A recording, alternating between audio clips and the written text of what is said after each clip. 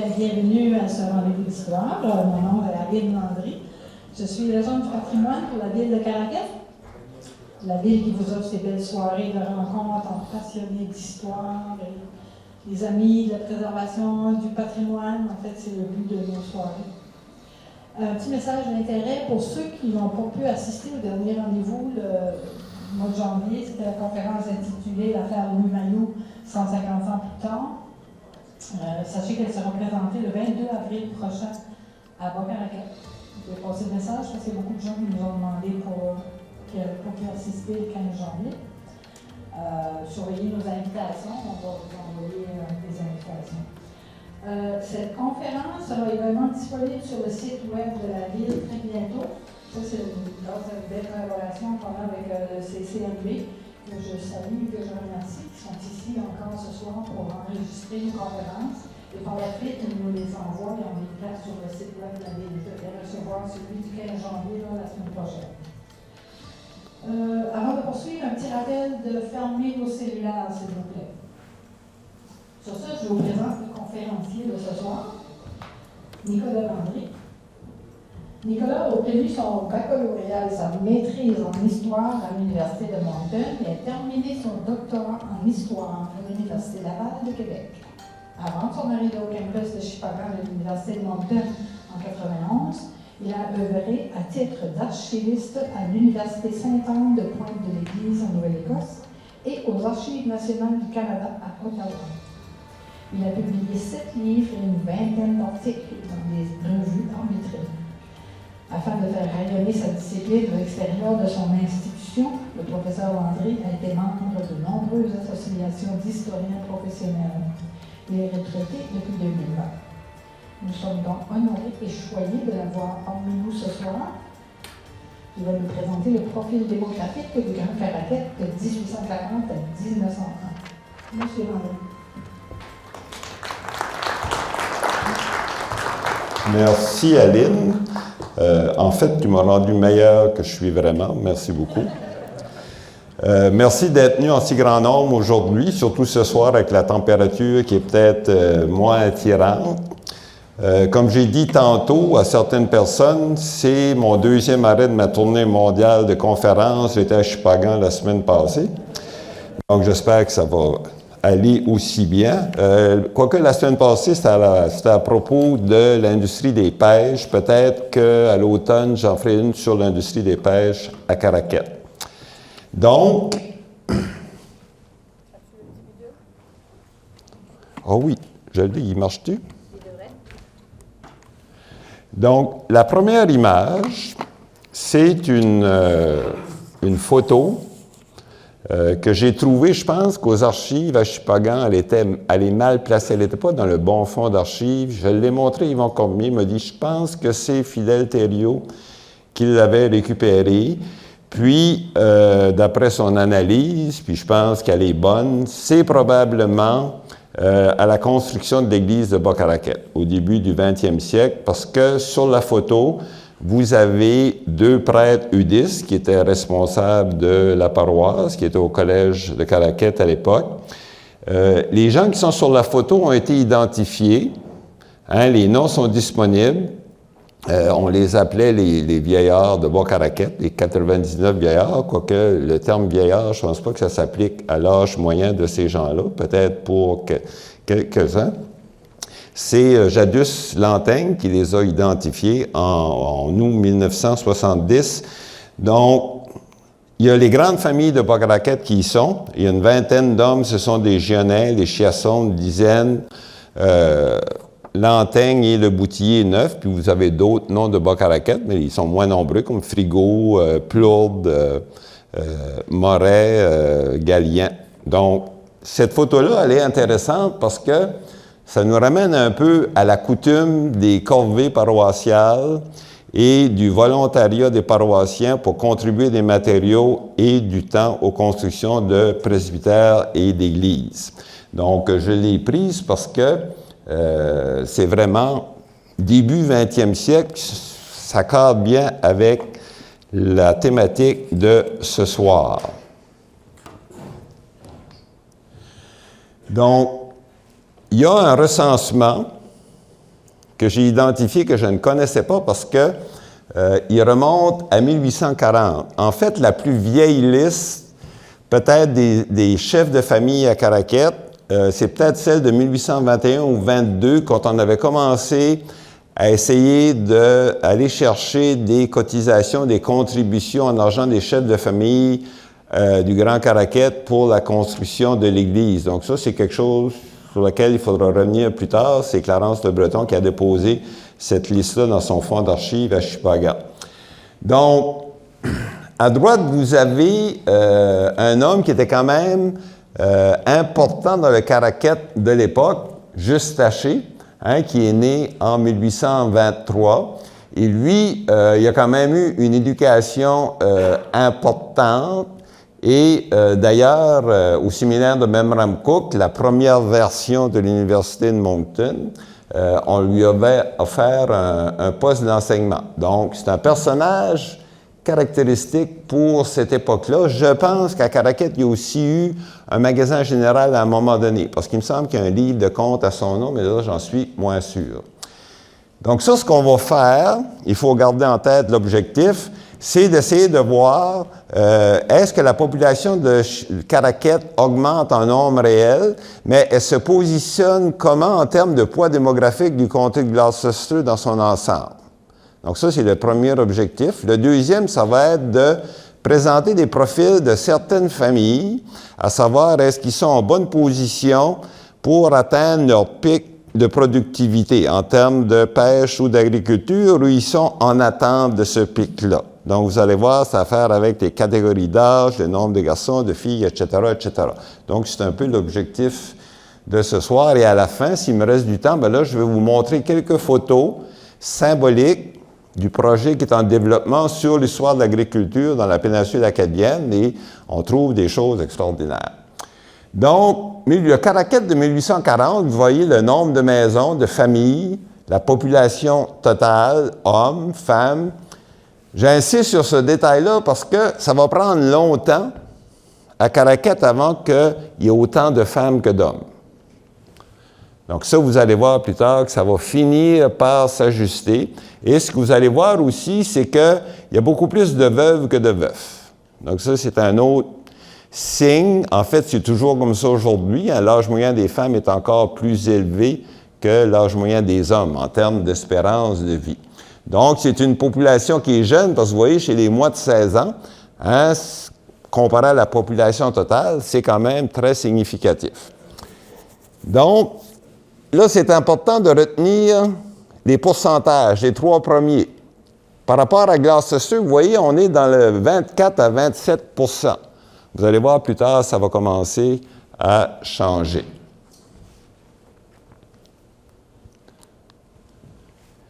Donc ça, c'est le comté, les principaux lieux où votre population est la plus nombreuse en 1840. Donc vous voyez que le comté, Caraquet, par rapport au comté, bien, on est juste un peu en avant de Bathurst. Puis là, tout de suite, je vous mets en garde parce que les recensements de cette époque-là, c'est sûr qu'ils sont moins fiables que ceux d'aujourd'hui. Donc, on arrive à des analyses, des conclusions, mais il faut se garder une petite gêne. Il ne faut pas prétendre qu'on a fait des découvertes extraordinaires avec des données qui sont fiables à 100 %, mais c'est quand même bien. Donc, vous voyez la grande paroisse de Saumarez, Beresford, New Bandon. New Bandon, c'est que Grand-Anse est intégré dans New Bandon. C'est pour ça que New Bandon nous suit dans les recensements. Il n'y a pas de recensement de Gloucester en 1851 parce que supposément qu'il a été perdu. Ce qui me ramène à une anecdote. Un autre historien acadien du Sud-Est m'avait dit dans les débuts des années 1980, il dit le recensement de 1851 pour Gloucester, il a peut-être été perdu volontairement parce que le gouvernement a peut-être trouvé qu'il commençait à avoir trop d'Acadiens dans le comté. Donc, c'était sa théorie. C'est peut-être pas faux.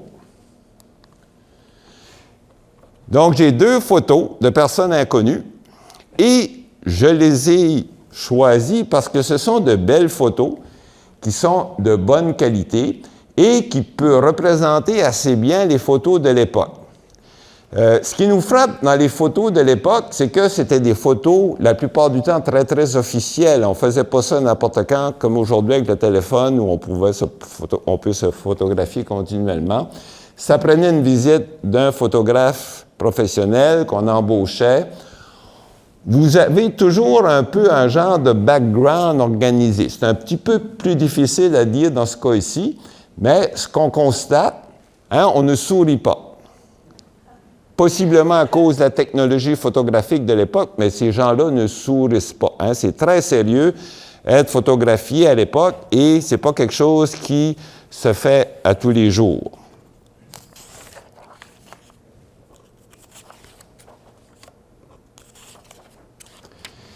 Donc, je n'ai pas les données pour le recensement de 1861.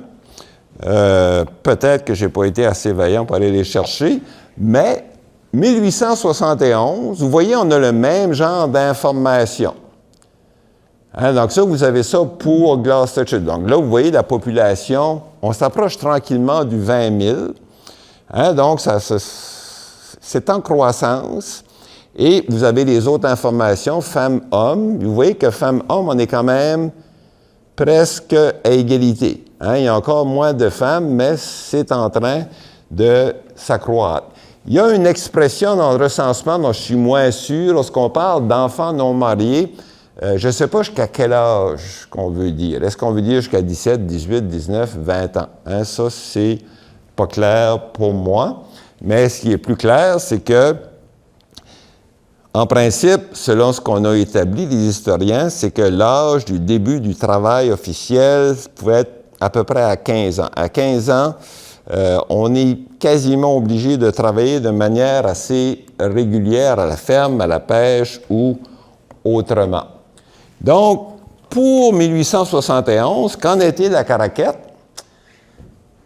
Là, vous voyez, là, mes 3 premiers pourcentages. Comparé à 1800, vous voyez, on est en régression. On était dans les 24, 25, 26. Là, on est entre 15 et 17 pour les maisons, les familles et la population. Donc, on est en recul vis-à-vis l'ensemble de Gloucester. Et vous voyez les hommes, qui forment 52 de la population. Les femmes sont encore en minorité. On n'est pas tout à fait à 48 de ce côté-là encore. Et vous voyez que la population est encore jeune. On a 67 de jeunes qui ne sont pas mariés. Et encore là, je ne sais pas qu'est-ce que le terme signifie comme tel en termes de est-ce qu'il y avait une catégorie d'âge qu'on avait en tête? Fort probablement. Donc ça, c'est la situation en 1871. Donc là, je vais me vanter un petit peu, et c'est aussi pour Aline que je l'ai fait expressément. Vous voyez Michel Landry, qui est parti de Caraquette, pionnier du haut de la rivière Porte-Mouche. Albert Landry, le Capucin, lui aussi, c'est ma parenté, qui a fait beaucoup de généalogie sur les Landry. Et là, je prends le cas de Michel Landry pour expliquer le phénomène d'étalage rural, d'étalement rural. On parle aujourd'hui, Caraquette, il dit on a un problème d'étalement ou d'étendue urbaine. On est trop éparpillé.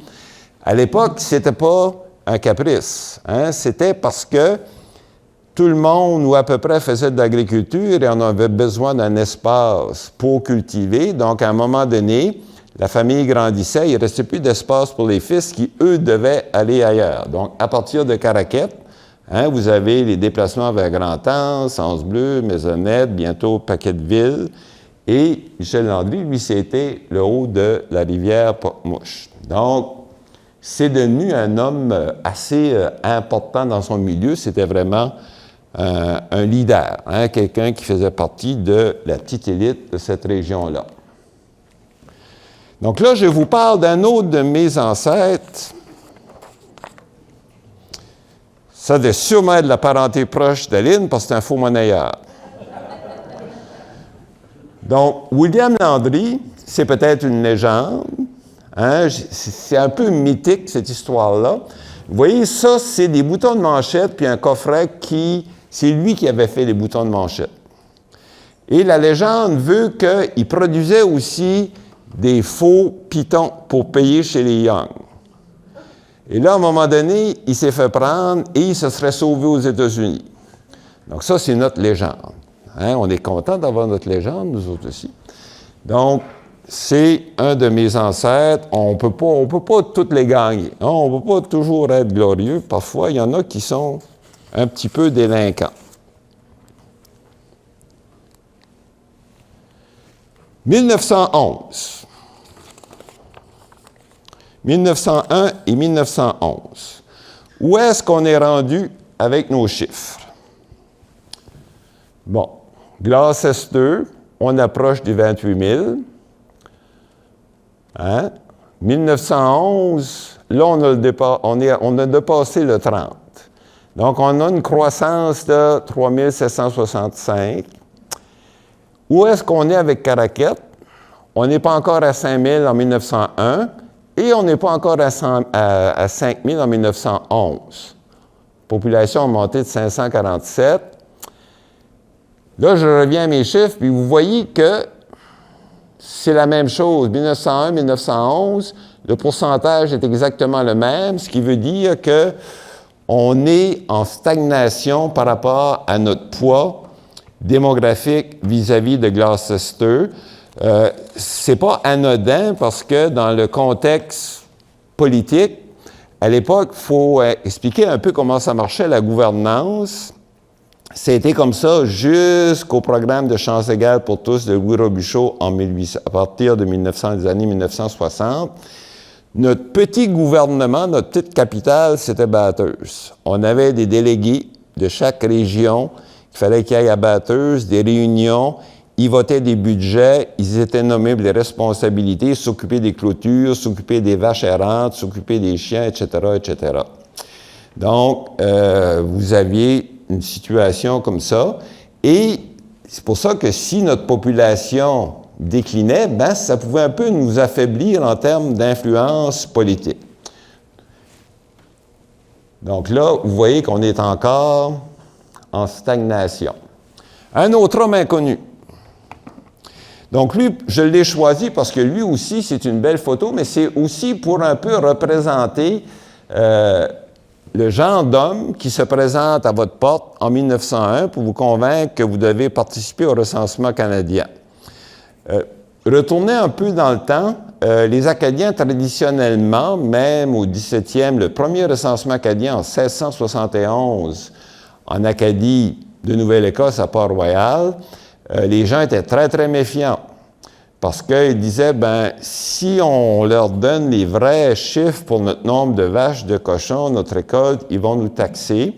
Ce qui était peut-être pas forcément faux, mais ce qui était plus important pour le roi, c'était de connaître la force militaire potentielle en termes de milice, c'est-à-dire le nombre d'hommes âgés entre 16 et 65 ans et le nombre d'armes qui étaient disponibles dans la colonie en cas de conflit. Mais les Acadiens avaient tendance un peu résister parce qu'ils étaient méfiants et là, ça prenait l'intervention du missionnaire pour les convaincre de collaborer.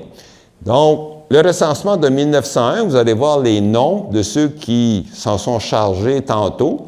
Il y avait 5 sections et c'est des noms que vous allez probablement connaître, mais ces gens-là, peut-être Pépé Moret, s'est présenté probablement avec ce genre de prestance-là, hein, pour que les gens soient le plus collaboratif possible. Là aussi, il faut faire attention. Quand on regarde les listes, parfois, on va voir des listes, puis on va dire, si les gens qui font de la généalogie, ils sont très, très connaissants. Puis là, il y avait une époque où ils se demandaient, mais pourquoi qu'un tel qui est dans la famille, il n'est pas là? Bien, c'est simplement qu'il ne reste plus là. Il est ailleurs. Donc, il faut, avec les registres paroissiaux, pouvoir faire les liens et dire, bien, ils ne sont plus dans la même maison parce qu'ils se sont mariés ou ils sont partis ailleurs. Donc, les recensements aussi, il faut faire un peu attention. Donc, les fameux districts du recensement de 1901 à Caraquette. Donc, c'est ces gens-là. La seule chose dont je ne suis pas sûr à 100%, c'est si j'ai les bons noms associés au bon district. Donc, vous voyez, la façon que j'ai compris que c'était organisé selon le recensement, vous avez de Bertrand à Sainte-Anne-du-Bocage, c'était Pierre P. Haché. Ce qu'on appelait le désert à l'époque, c'est-à-dire de Sainte-Anne-du-Bocage, Pointe-Rocheuse, John J. Lantaigne, Middle-Caraquette, Pierre P. Moret, Pointe-Rocheuse à l'École des pêches, Séraphin Légère, et finalement, Boc-Raquette et Saint-Simon, Théophile J.B. Légère. Donc, c'est ces gens-là qui étaient en charge de faire le recensement.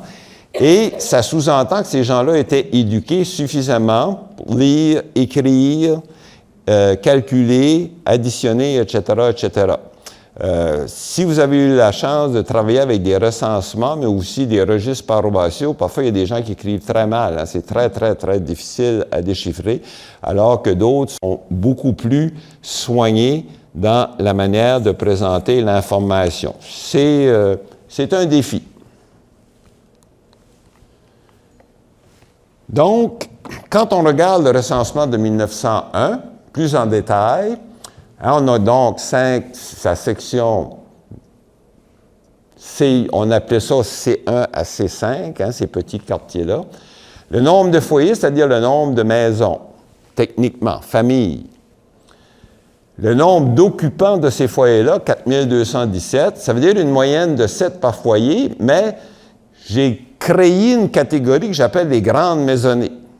Hein, et là, mon critère, il fallait être au moins une dizaine de personnes, donc de 10 à 15 personnes, et là, vous en avez 105.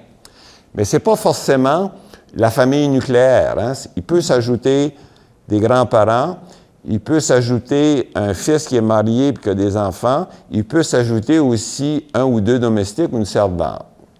Donc, il y en a 105 qui sont un peu dans cette catégorie-là, surtout si le chef de famille est marchand ou fait certaines activités, propriétaire peut-être d'un magasin général. Donc ça, c'est des critères qu'on ne peut pas ignorer. Donc ça, c'est la rue principale à Caraquette, à peu près au début du 20e siècle. Hein? Je n'ai pas l'année certaine, là, mais peut-être qu'ils pourraient le confirmer. Ça m'apparaît entre 1900 et 1914 quelque part. Hein? Ça, je pense que ça fait du sens. Plus proche de 1900. Plus proche de 1900. Je suis pleinement d'accord.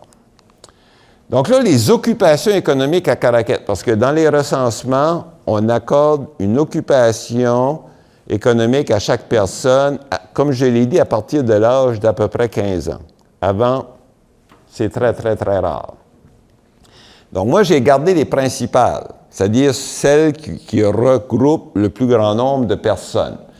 Donc, les cultivateurs, les pêcheurs, donc vous voyez 37 29 Les domestiques, c'est quand même pas mal, mais il faut penser qu'avec le collège et le couvent et certains marchands anglophones, bien là, vous en avez pas mal qui sont dans cet environnement-là. Les fils de fermiers, ça, j'ai pas vu ça dans un recensement avant 1901.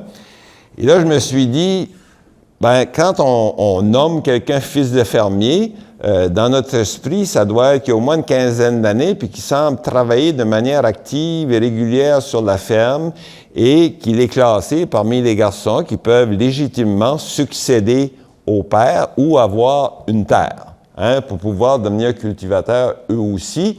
Donc, vous voyez que c'est le chiffre qu'on a, mais pour moi, c'était une découverte. Hein. Je n'avais pas vu ce qualificatif-là dans les recensements précédents. Et bien sûr, des journaliers, bien ça, il y en a toujours eu. Des fois, vous avez ce qu'on appelle des ouvriers agricoles, des gens qui vont seulement travailler sur les récoltes, hein, qui vont peut-être rester à la maison quelques jours. Donc, ça peut aussi arriver. Et les bûcherons, on va voir une photo plus loin de bûcherons. Je vous dis tout de suite que, puis là, j'ai travaillé récemment dans le journal de la Société d'agriculture de Saint-Isidore, qui va de 1905 à peu près jusqu'à 1945. Et dans les premiers procès-verbaux de la première année, on dit on va avoir une réunion annuelle chaque année le mois d'octobre. Mais la réunion suivante, on dit on ne peut pas faire ça le mois d'octobre parce que les gens sont déjà en train de partir pour les chantiers. Donc, on a repoussé au 20 novembre. Donc, c'est pour vous dire que ça, c'est une activité saisonnière. Puis c'est la même chose avec la correspondance, par exemple, de la compagnie Frowing, Shippagan, la Mecque. Il y a beaucoup de gens de Saint-Simon, même de Miscou, Shippagan. La compagnie commence à les menacer en envoyant des petits mots à la maison pour dire, ben, vous nous devez tant d'argent, il faut rembourser. Puis là, les femmes, les filles répondent, disent, ben, mon père est au chantier, il n'arrivera pas avant telle date, il faut que vous soyez patient. Donc ça, c'est une autre situation assez particulière. J'ai une autre photo du Caraquet de l'époque et je pense que c'est à peu près la même année que la précédente.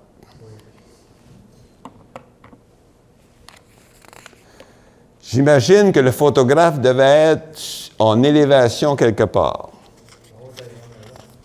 Ou ça aussi. Oui, c'est un bon commentaire. Bon, là, on est rendu à la deuxième étape de la présentation. On va cibler des familles qui semblent être soit en situation d'attente du pic de productivité, en pêche, en agriculture, ou qui y sont déjà.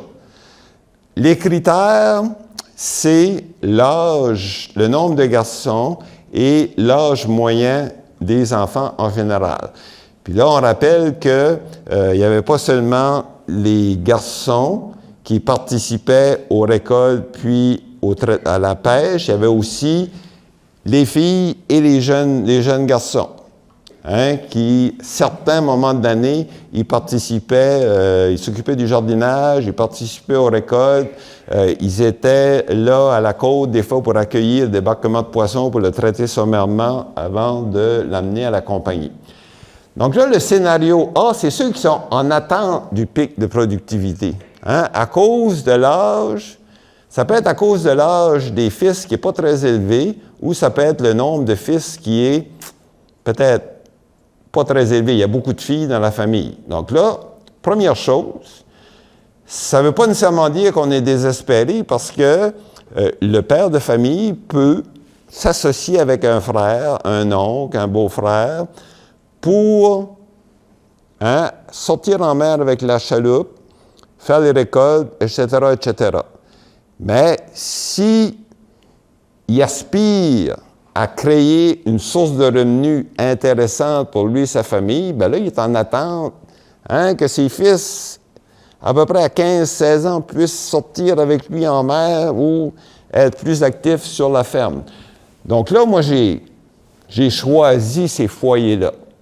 Selon des critères, vous avez quand même des familles assez élevées. Vous avez souvent plusieurs enfants. Dominique Dugas, lui, il a quand même 6 fils et 4 filles, mais c'est pas très vieux. C'est entre 1 et 16 ans. Donc, lui, il est nettement en attente. Vous voyez, Joseph Thériault, il a 10 enfants, 3 fils, 7 filles, mais en général, on est entre 4 et 22 ans. Mais là, vous voyez, on a là des adultes. Lui, là, il est en meilleure position. Parce qu'il y a des enfants plus âgés qui peuvent mieux l'aider. Vous voyez, Germain Thériault, il y a 15 occupants dans la maison, mais lui, il a 6 enfants, mais c'est 6 filles.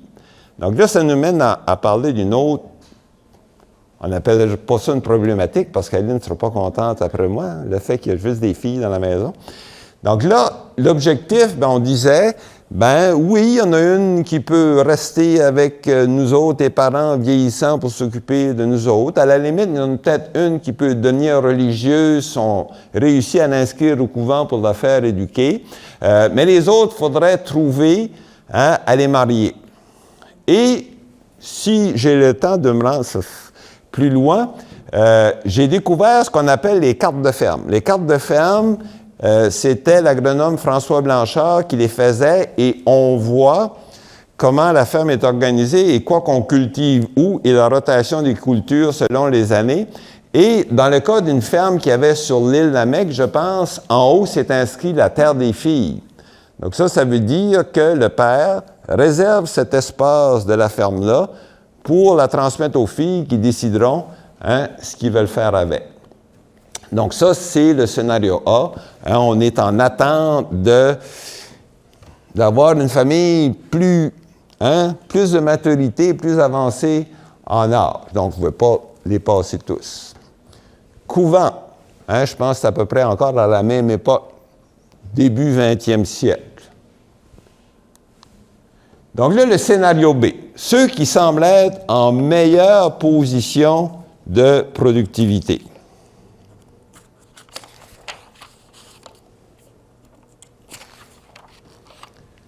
Donc, Joseph Chiasson, il a 4 fils, et dans son cas, le recenseur a indiqué c'est des pêcheurs, les 4. Ils sont âgés de 16 à 26 ans. Joseph Lantaigne, 4 enfants dont 2 fils, de 16 à 20 ans. Eugène Blanchard, 6 fils. Je ne sais pas combien il y en a qui sont entre 15 et 20, là. J'ai le chiffre sur mes prises de notes, je ne l'ai pas ici. Et Gédéon Albert, qui lui a 4 fils, eux aussi étiquetés pêcheurs entre 15 et 22 ans.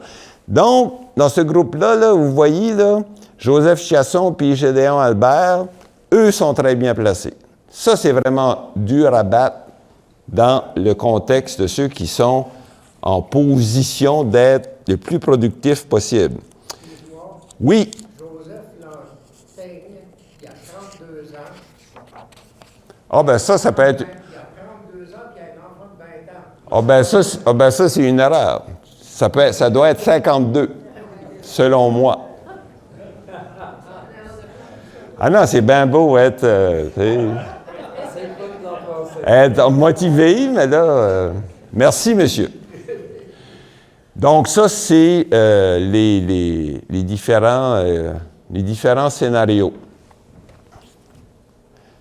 Une image intéressante, si on reste dans le contexte des pêches, c'est lors d'une exposition précédente, entre l'Université de Moncton et le Musée de Caraquette sur la pêche. Et cette photo-là, ce qu'il y a d'intéressant, c'est qu'elle capte les étapes de débarquement du poisson. Vous voyez, le bateau marchand qui est au large, la petite goélette de pêche ou grosse chaloupe, la plus petite goélette qui peut emmener le poisson de la chaloupe à la côte, et le poisson qui est ensuite chargé dans cette charrette-là pour être emmené au vigneault, pour être étendu, traité, séché, salé.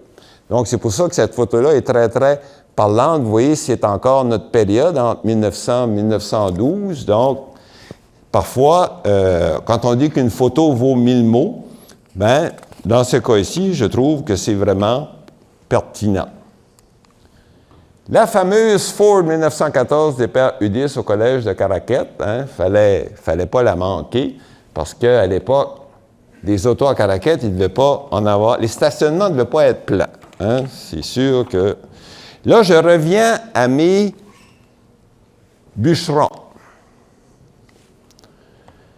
Donc, c'est une activité saisonnière récurrente, l'hiver au chantier. Et là, vous avez, chez ces gens ici, des gens de la péninsule acadienne, vous en avez de la région Maisonnette, Saint-Isidore, Saint-Léolin, Caraquette, Paquetteville, et la date est là, mais là, on ne peut pas la distinguer. Mais ça, c'était dans la région d'Ottawa. Ce n'était pas dans la région de Miramichi ou de Bathurst. On est rendu loin parce qu'il y a eu une époque qu'on connaît un peu moins bien, où vous avez commencé à avoir des bûcherons qui allaient vraiment à l'extérieur de la province. Donc ça, c'est une preuve assez intéressante que on est en train de commencer à s'inquiéter, les curés de paroisse, que les jeunes abandonnent l'agriculture et deviennent des bûcherons professionnels à temps plein. Bon, on revient à nos recensements.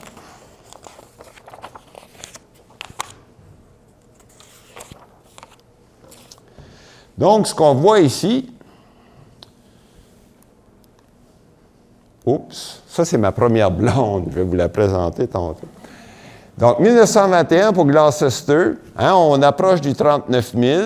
Caraquette, on a finalement dépassé 5 000, mais on est encore stagnant. On est à 13,4 l'ensemble du comté. 1931, 41 000 Gloucester, Caraquette. Vous voyez, on n'a pas une grosse différence par rapport à 1921. On reste dans le 13 %. On a peut-être même perdu. Donc, de 1921 à 1931, la population du Grand Caraquette est en perte de vitesse par rapport à son poids démographique versus le comté. Elle se maintient, bon an, mal an, mais là aussi, il faut faire attention parce que au fur et à mesure qu'on avance dans la période, il y a d'autres régions qui vont se peupler et les frontières des districts de recensement vont possiblement bouger. C'est pour ça que je vous ai dit au début de la présentation, oui, les chiffres sont relativement fiables, mais il faut penser à des facteurs qui font que il ne faut pas penser qu'on est en stagnation complète ou en déchéance démographique. Il faut juste comprendre que l'environnement bouge, ça ne reste pas statique. Bon, là, je vous emmène, pour terminer la présentation, à quelques photos associées à ce que j'appelle l'ouverture d'un second front agricole, c'est-à-dire Saint-Isidore, Paquetteville, Val-d'Ussette, Notre-Dame-des-Arables. OK? Qu'est-ce que cette madame-là a de particulier? Rose Haché, fille de Pierre et Céleste Cormier, née à Caraquette en 1841. Elle épouse Dosithée Légère en 1860. Elle fut donc la première femme à passer le premier hiver de l'ouverture de la colonie de Paquetteville, en 1873-1874. Donc, c'est une des plus vieilles personnes que j'ai vues sur une photo depuis que je fais mes recherches. Donc, ça, c'est une photo très, très intéressante. Elle est parlante et on peut juste s'imaginer comment ça a été le premier hiver à Paquetteville, en 1873-74. Ça a dû prendre beaucoup de bois pour se tenir au chaud. Une autre photo parlante, c'est celle-ci. François Blanchard, agronome, dans les années 1920, je pense, 1926 ou 1928, il reçoit une maîtrise en sciences agricoles de l'Université Cornell aux États-Unis. C'était rare. Même dans l'ensemble du Nouveau-Brunswick, c'était très, très rare. Donc, à l'heure actuelle, je travaille dans le fonds d'archives de François Blanchard. Et ça, c'est une photo qui remonte à 1969. Il est à la retraite. On est en train de faire toutes sortes d'enquêtes à cause des programmes ARDA, développement régional. On consulte François Blanchard. À l'époque, il encourage beaucoup la culture maraîchère. Il pense qu'on peut exporter des fruits et des légumes aux États-Unis et qu'on peut développer les marchés locaux. Donc, lui, on s'imagine juste, dans les années 1930-40, en automobile, être obligé de se promener entre la région du Madawaska jusque dans le comté de Kent. Assister à des réunions, donner des cours au collège Saint-Joseph à Memramcook, qui avait une petite école d'agriculture, être juge dans des concours agricoles, être juge dans des expositions agricoles. C'était inimaginable. Juste y penser à l'époque, avec les routes en plus, ça devait être incroyable. Bon, les fameux plans de ferme. François Blanchard traçait des plans de ferme pour pouvoir comprendre et aider les fermiers à utiliser l'espace cultivable. Donc, il y en a plusieurs comme ça, des plans de ferme de fermiers de la péninsule acadienne. Il y en a de Caraquette, Bertrand, Paquetteville, je sais qu'il y a même l'île Miscou, Saint-Isidore. Et là, ils ne sont pas tous faits de la même manière. Celui-là, ça ne paraît pas, mais sur d'autres plans de ferme, on avait les années où on avait semé certaines choses dans un certain carré. Et là, on disait, bien là, l'année d'après, il ne faut pas que je sème la même chose dans ce carré-là. Il faut que j'aille dans un autre carré. Donc, c'est un peu pour garder le contrôle, on appelle ça la rotation des cultures, là, si vous voulez, puis ne pas trop affaiblir la terre. Il faut comprendre qu'à l'époque, on n'était pas encore tout à fait convaincu du bien fondé des engrais chimiques. On utilisait de la chaux. Bientôt, on va utiliser de l'engrais chimique qui arrivait sur le train et les sociétés agricoles dans chaque paroisse pouvaient en acheter en groupe. Donc, ça, c'est très, très intéressant et c'est là-dessus que un de ces plans-là, en haut, je pense que c'est sur l'île Miscou, où on parle de la terre des filles. Et les fameuses expositions agricoles, ça, c'est un exemple à Paquetteville. On avait des concours. Dans les procès-verbaux de la Société agricole de Saint-Isidore, c'était intéressant parce qu'à chaque année, il fallait élire quelqu'un qui allait aller à Fredericton participer à la réunion de l'Association des fermiers du Nouveau-Brunswick. Et bien sûr, ces gens-là n'étaient pas forcément très, très lettrés. Ils ne prenaient pas de notes. Et quand il y a le type en question qui avait été choisi est revenu de la réunion, il fallait qu'il fasse un résumé de ce qu'il avait entendu dans les exposés des experts, des scientifiques agricoles.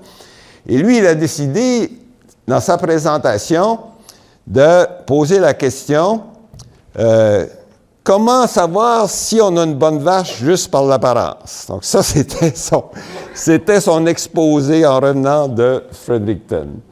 Donc, des expositions agricoles, on en a beaucoup. Aussi, il ne faudrait pas passer sous silence l'importance de l'Institut des dames, des femmes d'agriculteurs qui étaient très impliquées dans l'organisation de ces concours-là, qui avaient elles-mêmes leurs propres activités. Donc ça, j'aime toujours finir mes réunions par quelque chose de qui est un peu triste. La semaine passée, à Shippagan, j'avais une goélette qui était en train de pourrir, avec des fleurs marguerites qui poussaient autour. Ici, on a une grange qui est en démolition. C'est à Village-Blanchard, pas loin de chez nous, Nicolas Godin et son épouse Lina.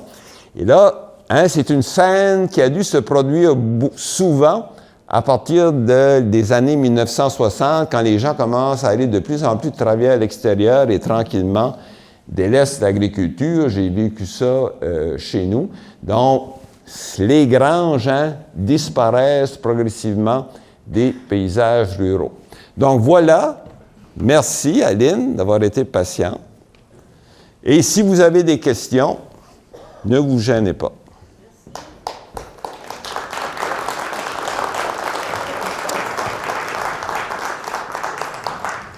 Moi, c'est pas une question, c'est un commentaire. Au début, dans les années 1800, début 1900, les gens se rassemblent, bâtissent une église, fournissent le bois, font tout ce travail-là pour rien, ils s'installent comme il faut. Puis en 2025, les évêques disent que ça les appartient. C'est ça. Ça m'a toujours très impressionné, des situations comme ça, où on décide que quelque chose qui a été financé et fait par une paroisse nous appartient et qu'on peut la défaire sans que personne pose la question. On se demande pourquoi l'Église catholique est en déchéance, mais c'est sûr qu'avec des comportements comme ça ne nous convainc pas c'est pas très, très convaincant. Oui? Quand tu parles de Caraquette, tu donnes la population, ça couvre quel territoire? C'est ça qui est le défi. Moi, je pense que c'est à partir de Bertrand jusqu'à Bas-Caraquette, en allant vers Saint-Simon, puis probablement en allant vers Village-Blanchard, mais pas au début.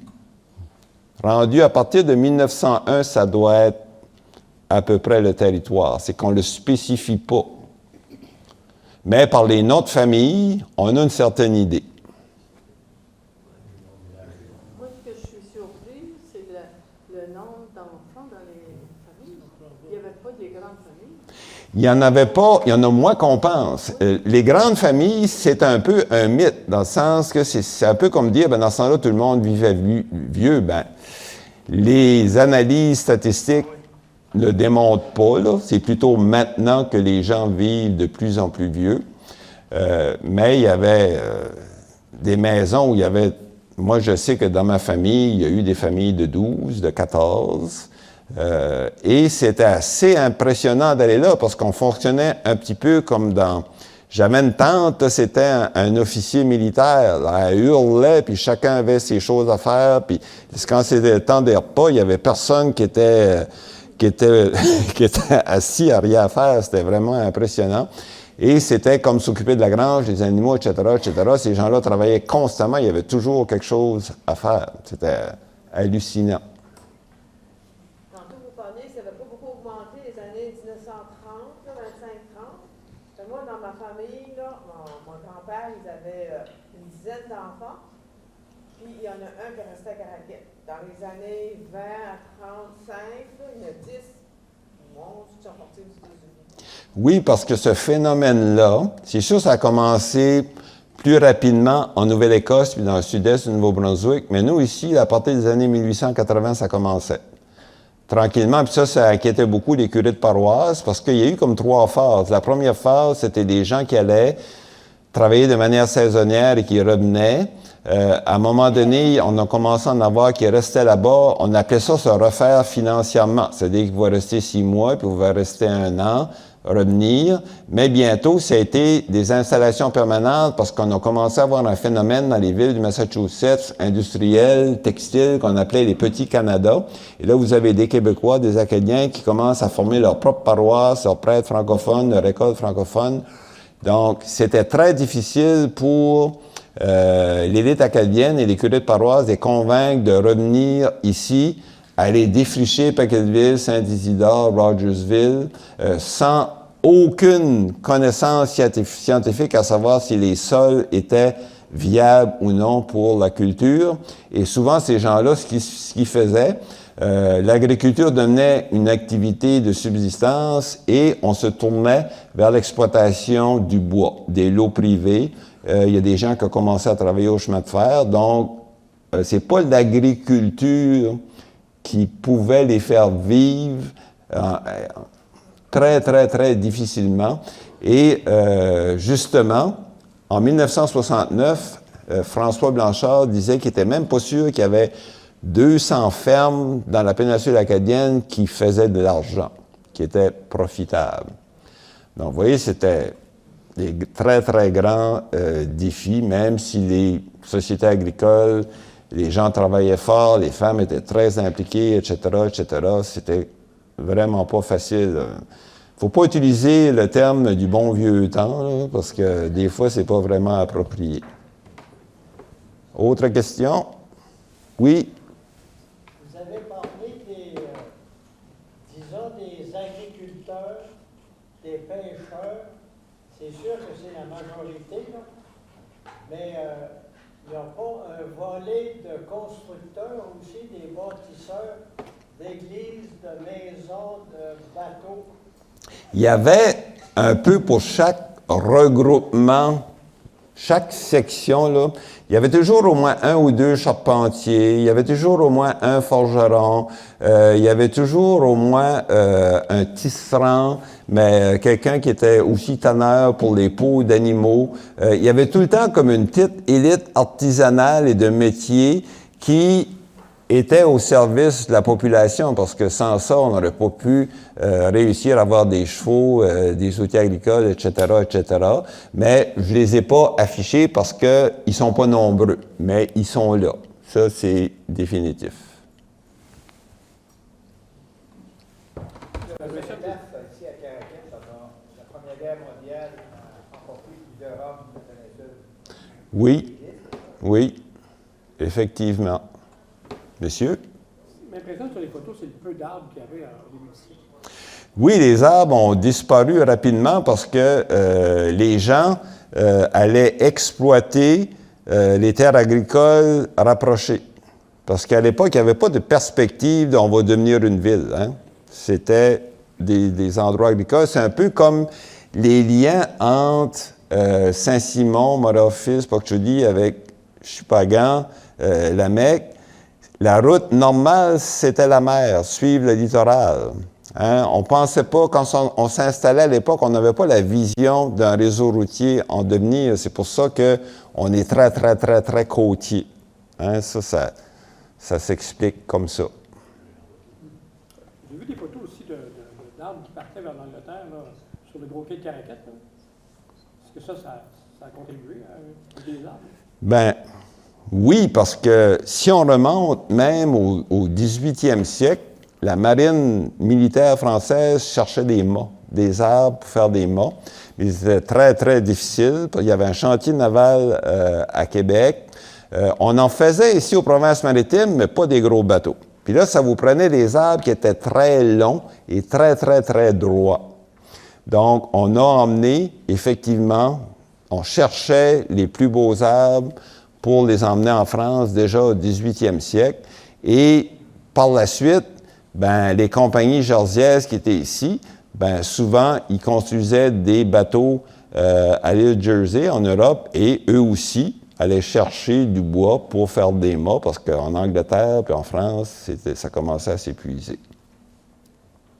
Sujet des grands arbres, Monseigneur Donat Robichaud, qui était curé à Paquetteville dans le temps, disait que les colonnes de l'église de Paquetteville vont du bas jusqu'en haut, c'est des arbres. Et ces arbres-là étaient recouverts de plaques puis de colonnes. Mais imagine la grandeur, la longueur de ces arbres-là. Il n'y en a plus de même. Ah non, ça prend une centaine d'années à avoir des arbres comme ça, là.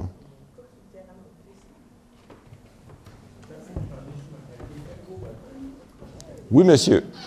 Moi, j'ai été dans la couverture de l'église de Saint-Isidore. Oui. Direct en haut. Mm-hmm. J'ai été mandaté par la municipalité pour y aller dans la couverture. Et qu'est-ce que vous dites comme forêt, comme arbre? Là, oui, c'était ça. C'était de voir la largeur totale de l'église. Okay? Donc, en haut, là, dans les trusses comme ça, là, on parle d'un arbre qui était 12 pouces, un morceau de bois, le carré, 12 pouces de large, 10 pouces de haut, au total de la largeur de l'église. On parle tous des morceaux comme ça, là, à tous les 4 pieds. Imaginez-vous les échafaudages pour construire ces édifices-là. Comment ils ont fait pour monter ça là? J'en reviens pas, là. Comment est-ce que c'est exposé, là? Aujourd'hui, là, quelqu'un qui voudrait, qui aurait la possibilité d'y aller dans la couverture de l'église de Saint-Isidore, vous verriez ça. Je dis, comme moi, en tout cas, moi, j'avais été pour mesurer une fenêtre, là. Puis le monsieur qui était avec moi, il ne voulait pas monter, il y a une petite échelle, il avait peur de tomber. Okay? Il dit, regarde, tu passes ça va t'amener dans le couverture. Puis là, après ça, il y a un petit walkway, tu peux marcher. Puis là, je ne m'en revenais pas. Il dit, il m'a crié, il dit, hey, t'es correct? J'ai dit, oui, je suis juste en train de regarder. Je peux rendre l'autre bord de la bâtisse encore, parce que c'était tellement impressionnant, là, que dans ça, là. On n'avait pas les téléphones comme on avait avec des photographes. Parce que la plus grande église en bois en Amérique du Nord va être détruite à Pointe-de-l'Église, en Nouvelle-Écosse. Mais là, pas nécessairement. Là, peut-être que non. Il y a des choses que j'entends parler de peut-être que non. Il y a des choses qui sont en train de changer. Là. Parce que moi, quand j'étais là, ce qui m'impressionnait le plus, c'est aller dans l'église quand il y avait des gros vents. Puis là, on entendait, là. Ça, c'était... On se demandait qu'est-ce qui va arriver. Donc, merci beaucoup d'être venu en si grand nombre, puis on se reverra éventuellement.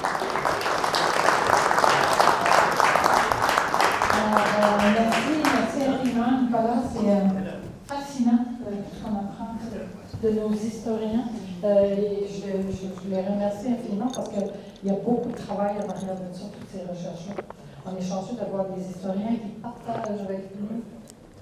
Si c'était pas d'Yvon qui me fait perdre mon temps à chaque fois qu'il vient aux archives, on en ferait plus. Mais...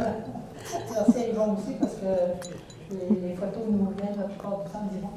Je remercie l'équipe technique aussi du Centre culturel, c'est professionnel. Merci Manu. Collège communautaire aussi qui enregistre nos conférences.